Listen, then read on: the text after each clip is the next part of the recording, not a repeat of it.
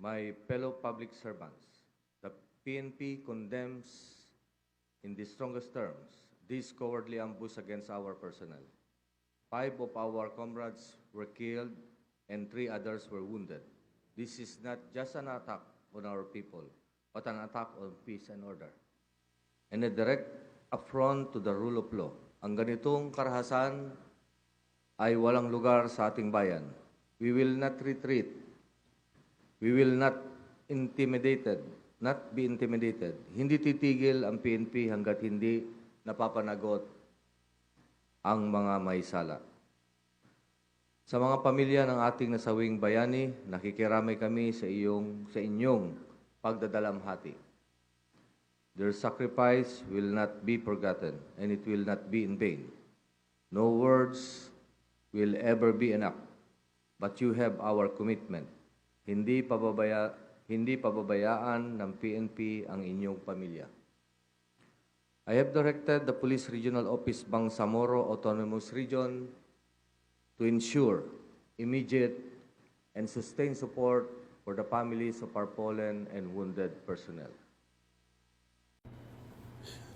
Noong Lunes ng umaga, ika-30 ng Marso 2026, binalot ng sumilindid at pagpupugay ang bakuran ng Kamkrami. Ang bawat pagtaas ng watawat ay tila may kasamang bigat sa dibdib habang inaalala ang 5 magigiting na kasapi ng Philippine National Police, PNP, na nagbuwis ng buhay sa madugong ambus sa Sharif, Agwak, Maguindanao noong gabi ng Marso 28. Sina Patrol Kenneth Pirocho, Patrol Al Patap Maruhum, Patrol Amil Bangsa, Patrol Arsenal Sibip at Patrol Sayib Ridwan ay hindi lamang mga pangalan sa listahan ng mga bayani. Sila ay mga anak, kapatid at kasama natin na piniling itaya ang kanilang kinabukasan para sa seguridad ng bansa. Kasama rin sa ating mga panalangin ang mabilis na paggaling ni na Police Lieutenant Alfred Gregory, PSSG Adam Kansi at Patrolman Abubakar Lauban na sugatan sa nasabing pag-atake. Ang trahedyang ito ay isang masakit na paalala na ang buhay ng isang pulis ay laging nakataya sa bawat pagsuot nila ng uniform. Tinatanggap nila ang katotohanan, maaaring hindi na sila makauwi sa kanilang mga pamilya. Hindi ito simpleng trabaho lamang, ito ay isang banal na tungkulin na protektahan ang mga mamamayan laban sa karahasan, kahit ang kapalit pa ay sariling buhay para proteksyonan ang bansa. Sa kabila ng lumbay, binigyan pugay ni PNP Chief Police Director General Jose Melencio C. Nartates Jr. ang buong pwersa para sa kanila. Ang matagumpay na deployment noong nationwide transport strike noong Marso 2026 at 2027.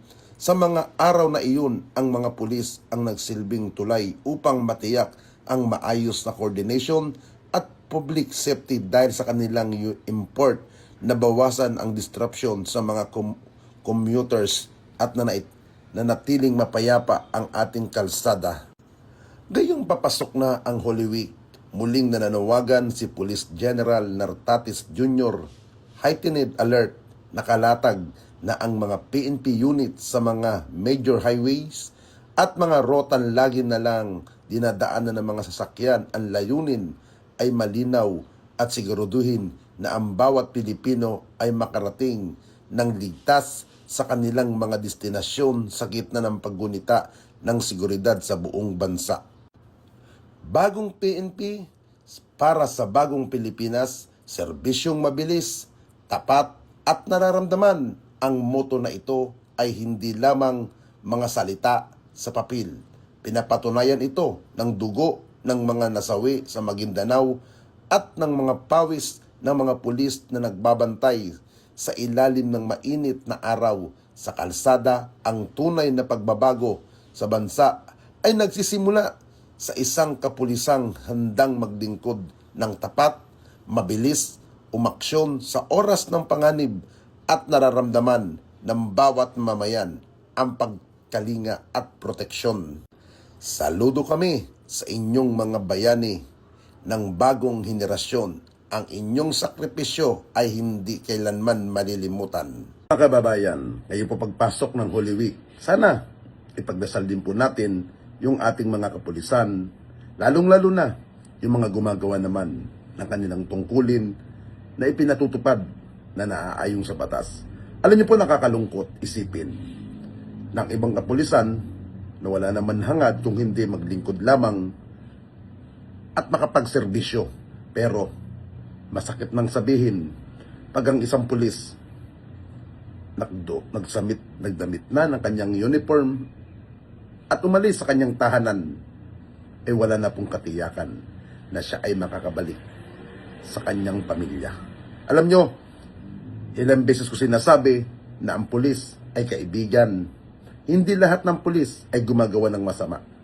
Pero karamihan ng ating kababayan, iba ang tingin sa kapulisan. Kaya po mga kaibigan, kung merong kakakilalang pulis na alam mo naman matino at mabuti, minsan magpasalamat tayo dahil sa kanilang ginagawang trabaho. Sana ipagdasal natin yung mga 5 pulis na nangyari na nasawi dahil sa kanilang pagtupad ng tungkulin. May pamilya din po sila, may anak, at higit sa lahat, may naghahanti po sa kanilang mga mahal sa buhay, pero wala nang darating dahil nga sa kanilang pagkakasawi. Kaya, mga kaibigan, ipagdasal po natin sila. At pati na rin po ang kanilang pamilya at ang buong kapulisan.